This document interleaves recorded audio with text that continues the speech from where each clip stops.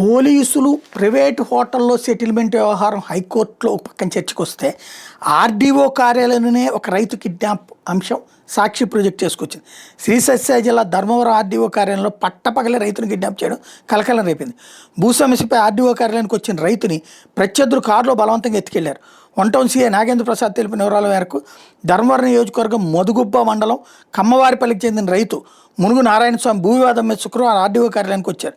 తర్వాత కార్యాలయం నుంచి బయటకు వచ్చిన రైతుని 6 వ్యక్తులు బలవంతంగా కిడ్నాప్ చేశారు. కారులో ఎక్కించుకుని తీసుకెళ్తూ అతను విచక్షణారహితంగా కొట్టారు. కత్తులు కొడవలతో బెదిరించి భూమి ఇస్తావా లేదా 50 లక్షలు ఇస్తావంటూ బలవంతంగా ప్రామిసరీ నోట్ల మీద 50 లక్షలకు రైతుతో సంతకాలు చేయించుకున్నారు. సమాచారం అందుకున్న పోలీసులు రామగిరి మండలం శ్రీహరిపురం వద్ద కిడ్నాపర్ల కారును అడ్డగించి 6గురిని అదుపులో తీసుకున్నారు.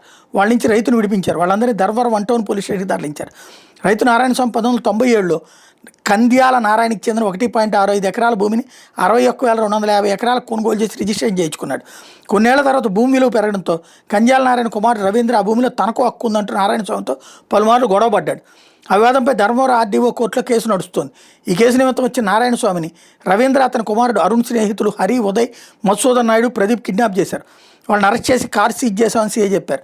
ఈ ఘటనతో చంద్రబాబు ప్రభుత్వం భద్రతా వైఫల్యం కొట్టొచ్చినట్టు కనిపిస్తుంది. బట్ పట్టుకున్నారు ముందు నెంబర్ 1. రెండవది అంటే భూమి అమ్మేసిన తర్వాత మళ్ళీ రేటు పెరిగితే నాకు వాటా ఉండేది ఏంది? వాడు ఏదన్నా ఉంటే లీగల్గా కోర్టుకు పోవాలి కానీ